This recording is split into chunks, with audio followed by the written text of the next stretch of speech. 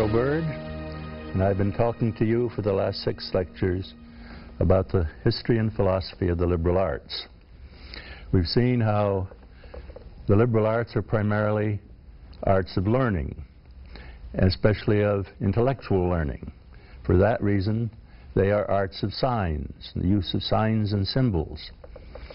We've seen that there are 2 main groups of arts: the linguistic arts of the trivium, grammar, logic, and rhetoric, and then the mathematical arts. We've considered how these arts can be identified and described in terms of the way they use the signs that they employ. Now, in this lecture dealing with theology in the liberal arts, I want to consider with you how the arts can be put to work to serve as means to the end, in this case, of theology. Now, the arts serve all the purposes of knowledge, diversified through the many forms of poetry, the various ways of using knowledge to achieve a practical action, and the many kinds of science. In short, the purposes are as many and different as the kinds of knowledge. Nothing less than a review of all knowledge would suffice then to indicate all the purposes that the liberal arts can serve. We have seen some of these purposes in considering signs at work, since any use provides an example of signs serving some purpose. In analyzing the element of sign use, for example, we have also seen that the general purpose leaves its mark within the sign structure itself. Now, to consider theology is to investigate one of the purposes that the arts of science may serve. Given the claim of theology, it raises the question of ultimate purpose. Plato found it necessary to warn many centuries ago that there is nothing wrong in using reason to analyze the divine.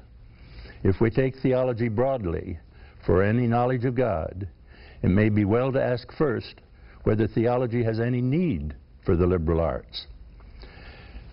There is only one case in which it would not, that namely of the theological knowledge in which there was no use of signs whatsoever. In this case, God would have to be known immediately as addressing the soul in its innermost depths, flooding it with his presence.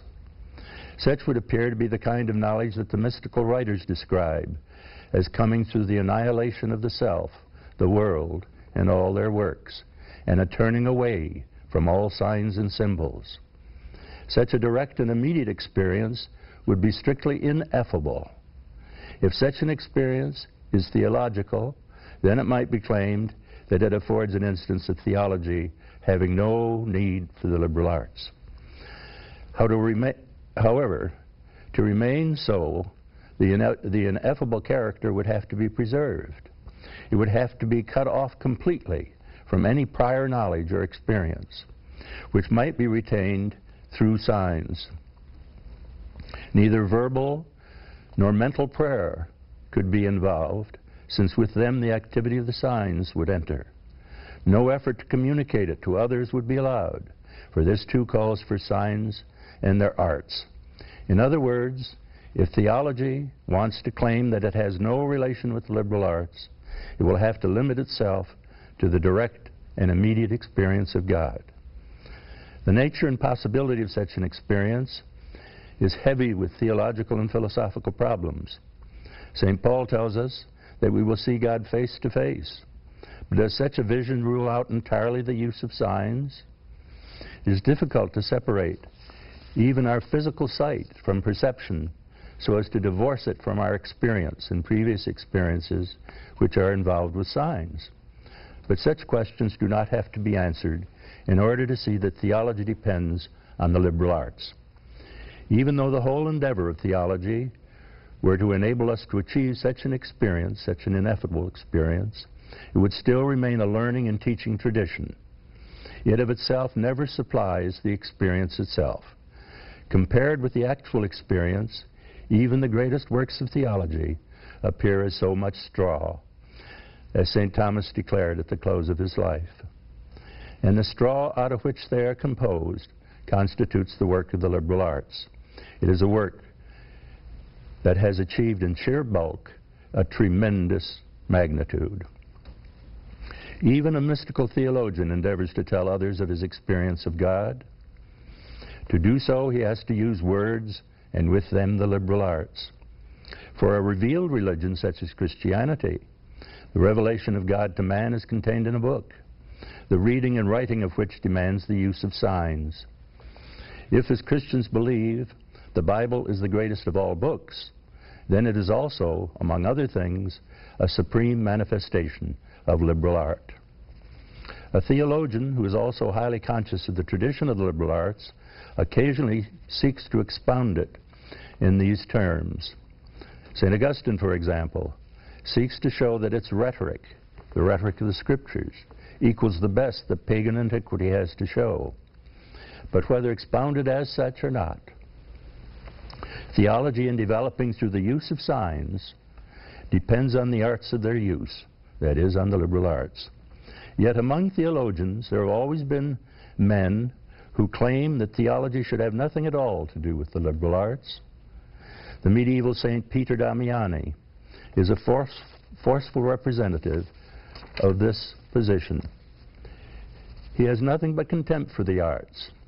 He wrote, "If you think highly of grammar, consider that the first teacher of grammar was the devil, when he declined Deus in the plural by saying to Eve, 'You will be as gods,' Dei, knowing good and evil." Nor does Damiani limit his attacks to grammar. Plato, he writes, scrutinizes the secrets of nature's mysteries, determines the limit of the planet's orbs, calculates the courses of the stars, but I reject him. Respuo. Pythagoras devised the latitudes of the terrestrial spheres, but that is nothing at all. Euclid investigates the properties of geometrical figures, but I shun him likewise. As for the rhetoricians with their arguments and sophistical scoffing, they are the most unworthy of all. So, Damiani. Even in attacking the arts, the theologian is compelled to use the linguistic arts. He may deride grammar and rhetoric, but he has to use them to do so. In this respect, the liberal arts share the same quality that Aristotle noted in philosophy, that of being used even when it is being denied. For St. Peter Damiani offers but one more purpose that they may serve, even though it is the purpose of denying the arts. Damiani's contempt of them, however, marks a certain uneasiness that theology feels in the presence of these arts, even among theologians fully aware of their debt to them. No theologian is more aware of them and their tradition than St. Augustine. In reading his work, we may well wonder at times if he is not rather more the rhetorician than the theologian. Yet for all his love of the liberal arts, perhaps also because of his love of them, he never fails to warn us against them. In any and all use of them, he tells us, we must always be careful to observe the maxim, ne quid nimis, nothing too much. Even in